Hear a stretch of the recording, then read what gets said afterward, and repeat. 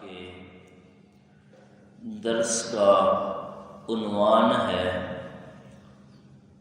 قبر کے سوال و جواب اور عذاب قبر۔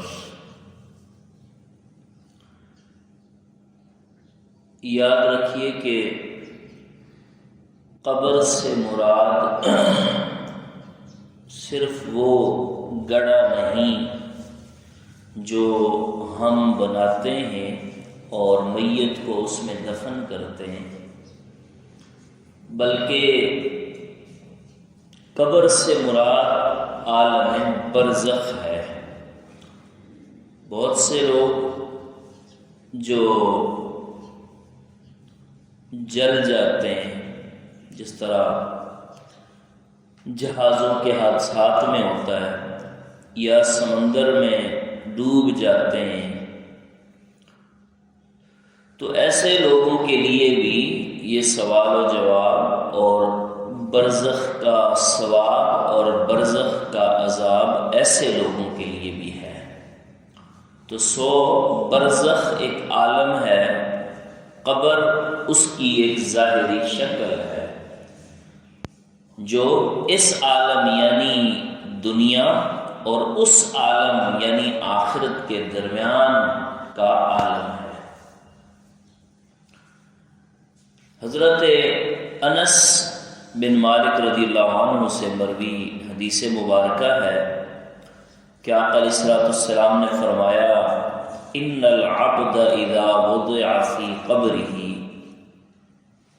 جب بھی کسی بندے کو قبر میں رکھا جاتا ہے، وتولى اصحابہ عنہ، اور اس کے جو احباب و اصحاب اس سے واپس پلٹ جائیں، اور فرمایا انہ لیسمع قرع نعالہم۔ یہ بہت امپورٹنٹ بات ہے جس کو سمجھنے اور یاد رکھنے کی ضرورت ہے۔ فرمایا کہ جو میت ہے، جو مردہ ہے، وہ ان لوگوں کے جو اس کو دفن کرنے آئے ہیں ان کے جوتوں کی آہٹ بھی سنتا ہے۔ یہ عام میت کی بات ہے، اس میں ولی کا اور بزرگ کا اور عالم کا اور شہید کے اور کسی کا اختصاص بھی نہیں ہے۔ اس کا مطلب یہ ہے کہ جو موت، ہم جو جس چیز کو موت سمجھ رہے ہیں کہ بھئی موت یہ ہے کہ بندہ مر کے ختم فنش ہو گیا، اس کا دنیا سے کچھ لین دین ہی نہیں رہا، موت کا یہ مطلب نہیں ہے۔ حضرت عمر فاروق رضی اللہ عنہ نے جس وقت بدر میں کفار کی میتیں پڑی تھی تو آقا علیہ الصلوۃ والسلام ان سے بات کر رہے تھے، ان کو خطاب کر رہے تھے کہ اے فلاں کیا تم نے دیکھ نہیں لیا کہ اللہ نے اپنا وعدہ کیسے پورا کیا، یعنی تمہیں ذلت دی اور ہمیں کامیابی عطا کی۔ تو حضرت عمر فاروق رضی اللہ عنہ پوچھنے لگے کہ یا رسول اللہ، آپ مردوں سے بات کر رہے ہیں؟ تو آقا علیہ السلام نے فرمایا کہ ما انتم باسمع منہم ولکنہم لا یجیبون، او کما قال علیہ السلام، اے عمر تم ان سے زیادہ نہیں سنتے، بس فرق اتنا ہے کہ وہ سن سکتے ہیں جواب نہیں دے سکتے، تم سن بھی سکتے ہو اور جواب بھی دے سکتے ہو۔ تو یہ عقیدہ جو سماع موتا کہ کیا مردے سنتے ہیں یا نہیں، یہ امت مسلمہ کا مسلمہ عقیدہ ہے، اس پر کسی کو کوئی اختلاف نہیں ہونا چاہیے اور نہ ہے کہ سماع موتا۔ ہاں زمانے کے ساتھ جو ہے اس کے پیچھے بہت سارے اسباب ہوتے ہیں، کچھ اختلاف، کچھ چیزیں پیدا کر دی جاتی ہیں، یہ ایک الگ بات ہے، لیکن کتابوں میں جو کچھ لکھا ہے وہ یہی ہے جو میں آپ کو بتا رہا ہوں۔ بلکہ امام ابن قیم جوزی بڑے آدمی ہیں علم کی دنیا میں، اور سارے مکاتب فکر اور سارے مسالک ان کو مانتے ہیں، ان کی علمی شخصیت ہی ایسی ہے۔ انہوں نے ایک کتاب لکھی ہے، اس کتاب کا نام ہے کتاب الروح، یعنی کسی بھی مکتبہ فکر کے عالم کے سامنے ان کا نام لیں گے تو ان کی علمی شخصیت کمال کی ہے بے شک.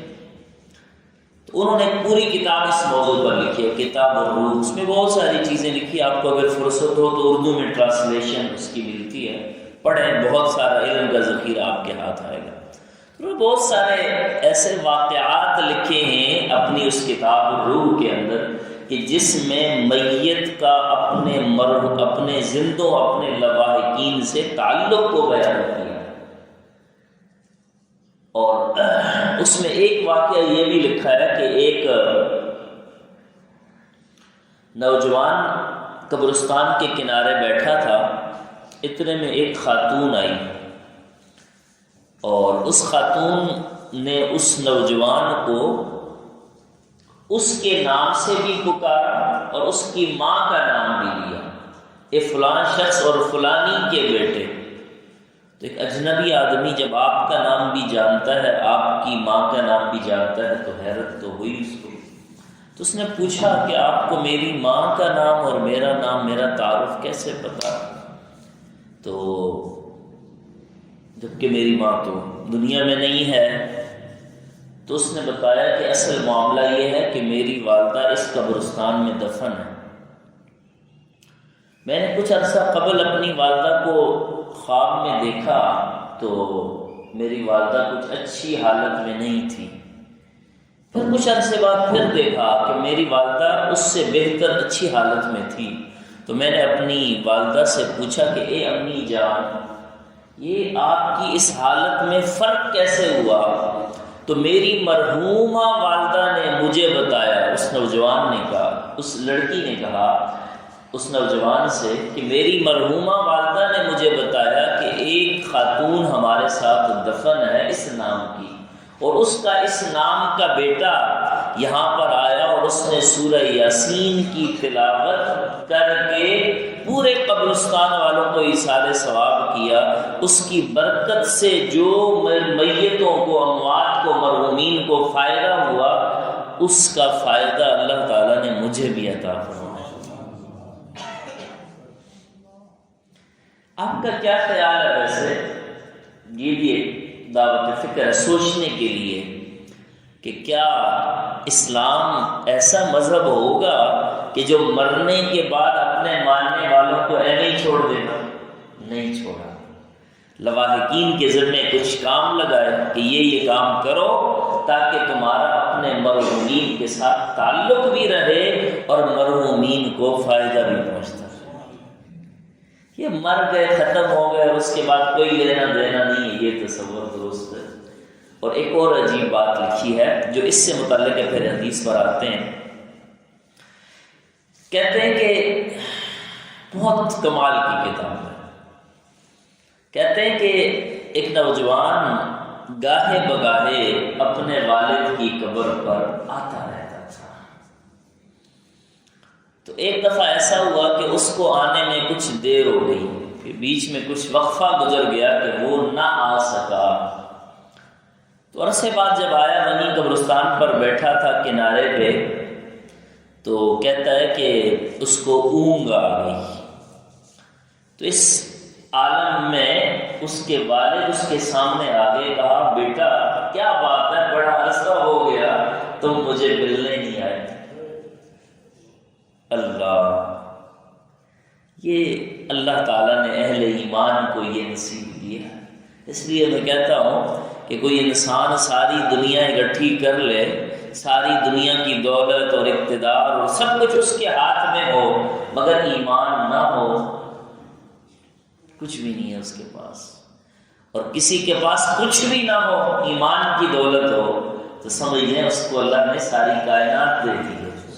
اس لیے اس پر پریشان مت ہوا کریں. دنیا میں حالات، وسائل، معاملات، اوپر نیچے چیزیں ہوتی رہتی ہیں، لیکن ایمان کی دولت سب سے بڑی نعمت ہے.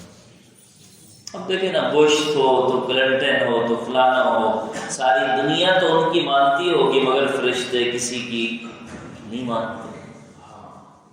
تو ہمیں الحمدللہ، میں اس لیے آپ کو کہتا ہوں کہ فخر سے سینہ تان کے کہا کریں، الحمدللہ میں مسلمان ہوں.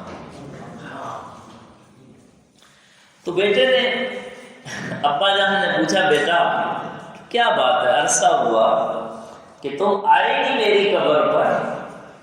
تو وہی بات ہے کہ بیٹے نے اپنے حساب سے پوچھا کہ ابا جان کیا آپ کو میرے آنے کا پتہ بھی چلتا ہے؟ ابا جان نے کہا ہاں بیٹا، جب تک تو فلانا پل کراس کرتا ہے تب تک میں تجھے دیکھتا رہتا ہوں۔ تو یہ مرحومین کے ساتھ زندوں کا تعلق، اور میں نے شروع میں کیا کہا، یہ عام میت کی بات ہے، اور جو اللہ کے نیک بندے ہیں، جو شہید ہیں اور جن کی زندگی ہی اللہ کے لیے گزری ہو، تو پھر ان کی شان اللہ تعالیٰ نے اور اونچی بنائی ہے۔ تو فرمایا، تو یہ ایک تصور ہے، یہ میں نے تھوڑا کلیئر کر دیا کہ میت جو ہے وہ اپنے لواحقین کی اور جو اس کے ساتھ آئے ہوتے ہیں ان کے پاؤں کی حدیث مبارکہ کے مطابق آہٹ بھی سنتا ہے۔ اتاہ ملکان، اس کے پاس دو فرشتے آتے ہیں، نام معلوم ہے آپ کو، ایک کا نام ہے منکر، ایک کا نام ہے نکیر، اور دوسری حدیث میں ان کی رنگت کا بھی ذکر ہے کہ اس کے پاس دو ایسے فرشتے آتے ہیں کہ جن کی آنکھوں کا ملکان اسودان، ان کا رنگ سیاہ ہوتا ہے، اور ازرقان، اور ان کی آنکھیں جو ہے وہ نیلی ہوتی ہیں۔ اب تھوڑا تصور کر لیں، اگر کسی ایک چیز جو ہے وہ بلیک ہو تو اس کے اندر ہی پہلے خوف کی کیفیت ہوتی ہے، اور پھر اس کے ساتھ اگر جو ہے وہ آنکھیں بھی نیلی ہوں تو پھر خوف اور دہشت کی جو کیفیت ہے وہ اس میں اور بڑھ جاتی ہے۔ سمجھ میں آ گئی؟ تو فرمایا اتاہ ملکان، اس کے پاس دو فرشتے آتے ہیں، فیقعدانہ، اور اس کو وہ بٹھا دیتے ہیں، اٹھا کے بٹھا دیتے ہیں، اور فیقولان، یہ جو حدیث ہے یہ متفق علیہ حدیث ہے، مسلم میں بھی ہے اور بخاری میں بھی ہے۔ یہ اس لیے بتا رہا ہوں کہ جو بات اس سے ہمیں پتہ چلے گی تاکہ آپ کو وہ بات سمجھ میں آئے کہ میں آپ کو کیا سمجھانا چاہتا ہوں۔ فیقعدانہ، اس کو بٹھا دیتے ہیں، پوچھتے کیا ہے؟ بخاری اور مسلم کی متفق علیہ حدیث ہے۔ پوچھتے کیا ہیں کہ ما کنت تقول فی ھذا الرجل محمد صلی اللہ علیہ وسلم، کہ تو اس شخصیت محمد صلی اللہ علیہ وسلم کے بارے میں کیا کہا کرتا تھا، کیا کہا کرتا تھا؟ اب جو اس میں بہت علم کا سمندر ہے یہ حدیث، لیکن میں اختصار کے ساتھ چند نکات کی طرف آپ کی توجہ کرتے ہوئے آگے بڑھوں گا۔ اکثر و بیشتر جو احادیث ہیں قبر کے سوال اور جواب کے متعلق، زیادہ احادیث تو ان میں ایک ہی سوال کا ذکر، جی ان میں ایک ہی سوال کا ذکر ہے، اور وہ سوال میرے آقا و مولا صلی اللہ علیہ وسلم کے بارے میں، ایک ہی سوال کا ذکر ہے۔ اس لیے ہم آپ کو ہر لمحہ ہر لحظہ کہتے ہیں، ساری قوم کو کہتے ہیں، نیچے سے اوپر تک سب کو کہتے ہیں کہ مصطفیٰ کے وفادار بن جاؤ تو دنیا بھی تمہاری ہے اور آخرت بھی تمہاری ہے، اور اگر اس ڈر کے تم نہ ہو سکے تو پھر بے شک تم نے سجدے کر کر کے ماتھا کالا کر دیا ہو، پیشانی پہ داغ بھی بن گیا ہو، ہزاروں سجدے کیے ہوں، عمرے کیے ہوں، سب کچھ کیا ہو، اگر اس ڈر سے قبولیت نہ ہو سکی تو خدا کی قسم پھر جو ہے وہ معاملہ تمہارا ہو، کیونکہ اللہ تبارک و تعالیٰ کو ہماری کسی عبادت کی، کسی چیز کی ضرورت نہیں ہے۔ اللہ تو یہ دیکھنا چاہتا ہے کہ میرے ساتھ، میرے دین کے ساتھ اور میرے محبوب کے ساتھ وفاداری کون کر رہا ہے۔ یہ ناموس رسالت اور حرمت رسول کا جو معاملہ، آپ یہ دیکھیں کہ کافروں کو آپ کی تسبیح سے بھی کوئی پریشانی نہیں ہے، مصلی سے بھی پریشانی نہیں ہے۔ اس وقت پوری دنیا میں جو سب سے بڑا حملہ بین الاقوامی سطح پر ہے وہ تو ناموس رسالت پر حملہ ہے۔ خاکوں کا کیا مطلب ہے؟ یعنی کوئی آپ کا میرا زید عمر بکر کا کارٹون بنا دے، یعنی ہمارے پاس وہ لفظ بھی نہیں ہے کہ ان کی جو گھٹیا جسارت ہے اس کو بیان کر سکیں۔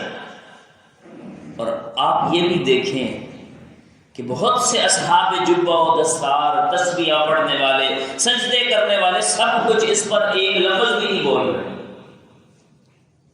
ہم چھوڑے حکومتوں کا تو معاملہ ہی الگ ہے، وہ تو مذہب کے ٹھیکیدار ہیں، وہ ایک لفظ نہیں بولتے اس پر، کیونکہ دنیا بھر سے جو چندہ آتا ہے نا، وہ چندہ آنے کا بند ہونے کا خطرہ ہے۔ تو ایسی دعوتیں، ایسی تبلیغیں، ایسے چلے، ایسے قافلے، سب کچھ منہ پر مار دیا جائے گا اگر رسول اللہ سے وفاداری ہم ثابت نہ کر سکیں۔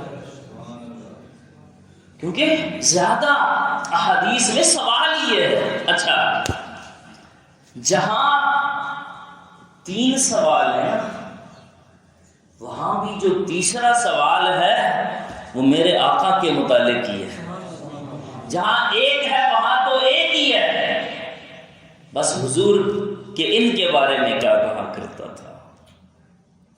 اور جہاں 3 ہیں تو پھر تیسرا حضور کے بارے میں ہے، تو اس کا مطلب یہ ہوا کہ کوئی پہلے 2 سوالوں کے جواب دے بھی جائے، تیسرے کا جواب نہ دے سکے تو اس کی عبادتیں، ریاستیں، سب کچھ برباد جائیں گی، بیکار جائیں گی، کیونکہ اس نے تیسرے اور حتمی اور آخری اور لازمی سوال کا جواب جو دنیا میں یاد نہیں کیا۔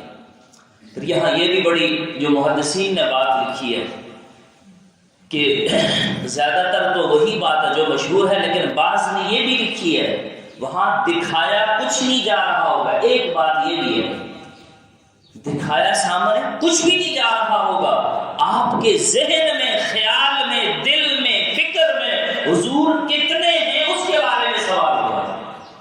یعنی اب جس نے حضور سے کوئی وفا ہی نہیں کی، محبت ہی نہیں کی، آپ کے نام پر مر مٹنے کا کبھی عہد بھی نہیں کیا، کوئی لفظ بھی نہیں بولا، وہ غیرت ہی نہیں اس کو آئی ذہن میں، تو وہی ہے نا جو کچھ ہم دنیا میں کر رہے ہیں، ذہن میں تو وہی ہوگا۔ تو جو کچھ ذہن میں ہے اس کے بارے میں پوچھا جائے گا کہ ان کے بارے میں بتاؤ کیا کہا کرتے تھے۔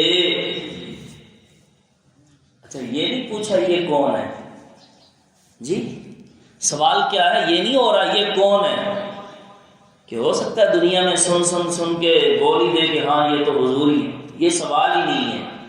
تو نے زندگی میں ان کے ساتھ اپنا عہد محبت، عہد تعلق، اپنی وفا اور محبت کا، عقیدت کا، احترام کا، حرمت کا کتنا تعلق ان کے ساتھ رکھا تھا۔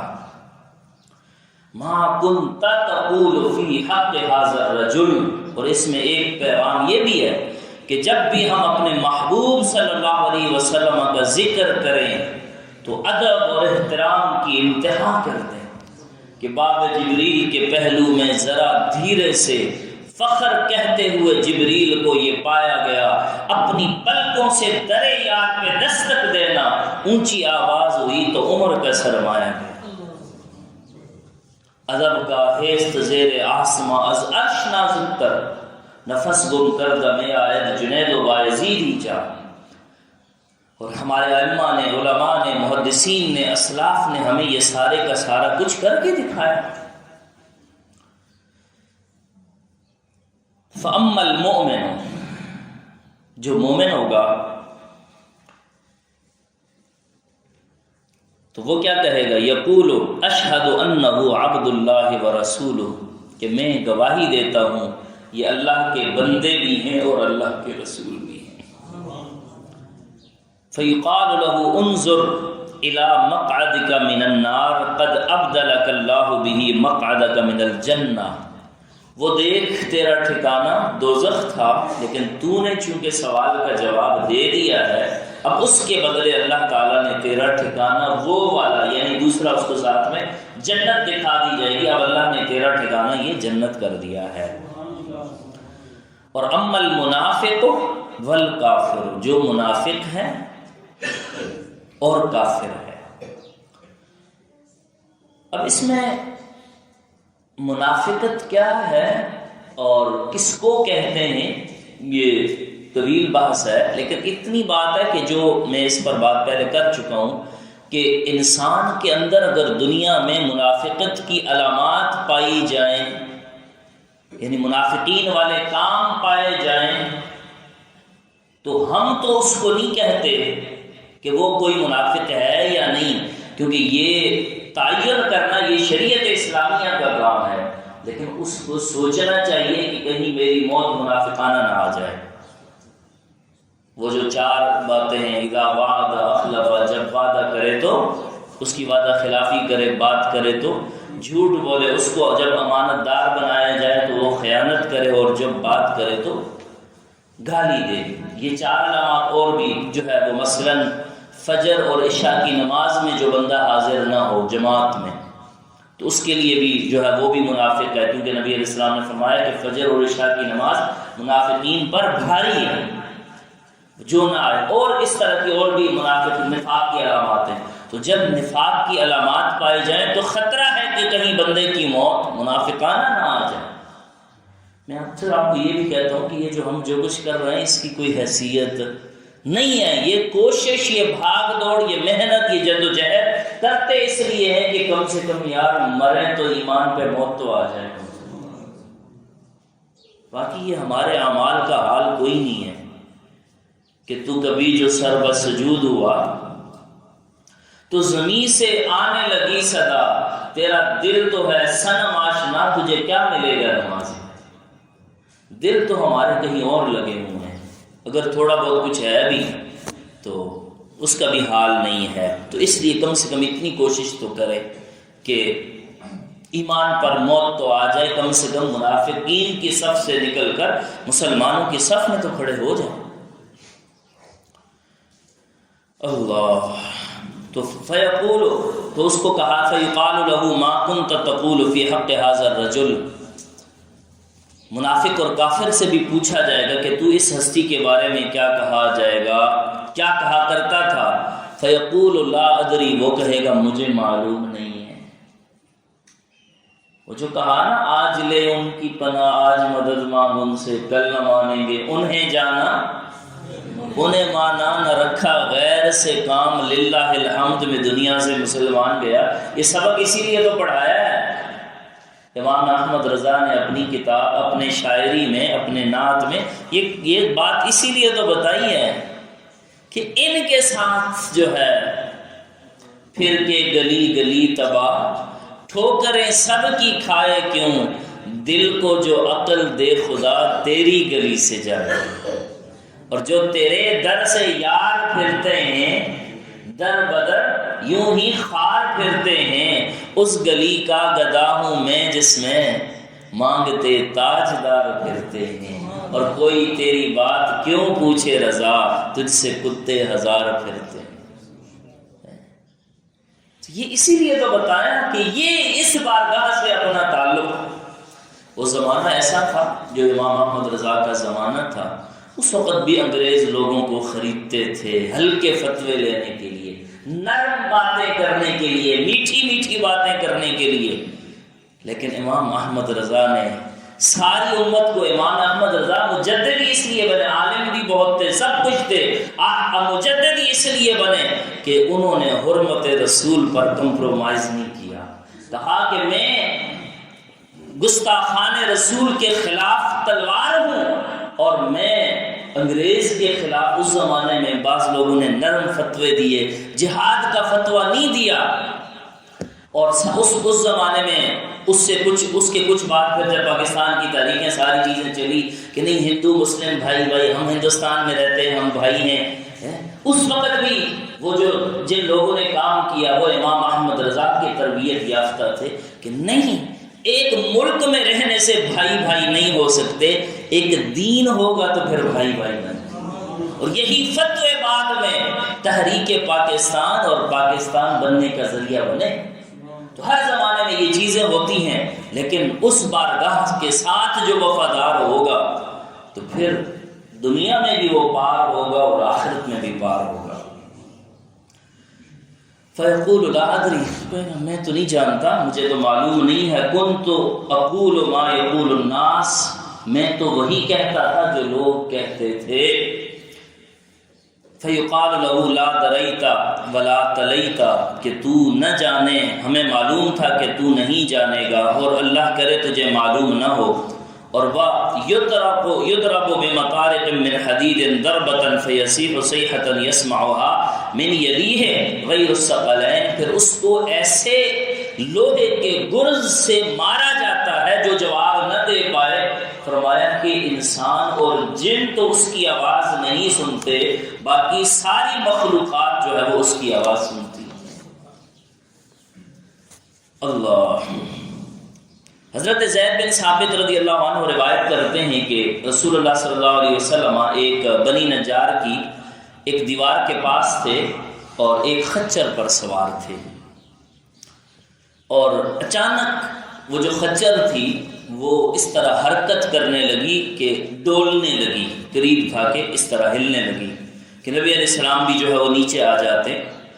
تو وہاں دیکھا گیا کہ وہاں 6 یا 5 قبریں تھیں۔ فقال، تو آقا علیہ السلام نے فرمایا، من یعرف اصحاب هذه الاقبر، کہ ان قبر والوں کو کوئی جانتا ہے؟ تو ایک آدمی نے کہا، جی یا رسول اللہ میں جانتا ہوں۔ تو آپ نے پوچھا کہ یہ کب فوت ہوئے ہیں؟ اس نے کہا کہ شرک کے زمانے میں فوت ہوئے ہیں۔ تو آقا علیہ السلام نے فرمایا کہ ان هذه الامه تبتلى في قبورها، اس امت کو قبر میں آزمایا جائے گا، قبر کی آزمائش ان پر ہوگی۔ اور آگے جو بات فرمائی وہ ہم سب کے دل کی کھڑکیاں کھولنے کے لیے کافی ہے۔ فرمایا کہ لولا اللہ تدافنوا، فلولا اللہ تدافنوا لدعوت اللہ ان یسمعکم من عذاب القبر الذی اسمعو، کہ اگر مجھے یہ خوف نہ ہوتا کہ تم مردے دفن کرنا چھوڑ دو گے، اگر مجھے یہ خطرہ اور خدشہ نہ ہوتا کہ تم مردے دفن کرنا چھوڑ دو گے، تو فرمایا کہ میں اللہ سے دعا کر دیتا کہ اللہ عذاب قبر کی جھلکیاں اور وہ آوازیں جو میں سنتا ہوں اللہ تمہیں بھی سنا دیتا، لیکن جب تمہیں سنا دیتا تو پھر تمہارے اندر ہمت نہ ہوتی کہ تم جو ہے وہ کسی میت کو تم دفن کر سکو۔ یہ عذاب قبر کے بارے میں۔ اللہ۔ پھر صحابہ کرام کی طرف متوجہ ہوئے آقا علیہ السلام، فرمایا کہ تعوذوا باللہ من عذاب النار، تعوذوا باللہ من عذاب النار، تعوذوا باللہ من عذاب القبر۔ 2 مرتبہ آپ نے دوزخ کے عذاب سے پناہ مانگی اور 2 دفعہ عذاب قبر سے، اور آپ نے فرمایا کہ فتنوں سے بھی پناہ مانگو۔ تعوذوا باللہ من الفتن ما ظہر منها وما بطن، ما ظہر منها وما بطن، اور آخر میں آپ نے فرمایا تعوذوا باللہ من فتنۃ الدجال۔ اللہ اکبر۔ حضرت سعد بہت بڑے صحابی، بہت جلیل القدر صحابی،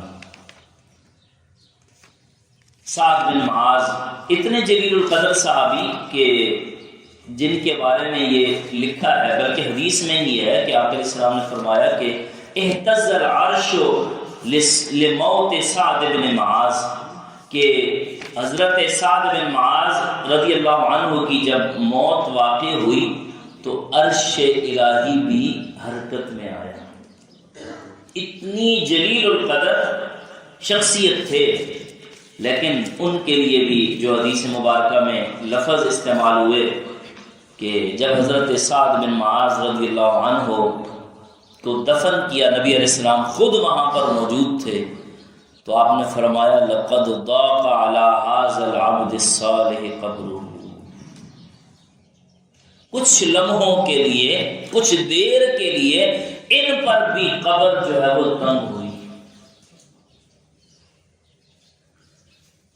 شان کتنی ہے، اہتز العرش لموت سعد بن معاذ، لیکن قبر کا معاملہ اتنا اوکھا ہے، ہم لوگ فکر ہی نہیں، بالکل ہم بالکل ایسے لگتا ہے کہ بخشے بخشائے ہیں۔ اگر قبر کی فکر ہمیں پیدا ہو جائے نا، یہ سارے جھنجھٹ جو ہمارے مسئلے رولے ہیں، کوئی اپوزیشن میں ہو کر جھوٹ بولتا ہے، کوئی حکومت میں ہو کر فراڈ کرتا ہے، کوئی کیا، ساری دنیا کی عوام کی دولت جو ہے وہ عوام وہیں پر ہے، عوام کو صاف ستھرا پانی بھی میسر نہیں ہے، اور لوگ اپنی بیٹیوں کو 5-5 ایکڑ پر بنے ہوئے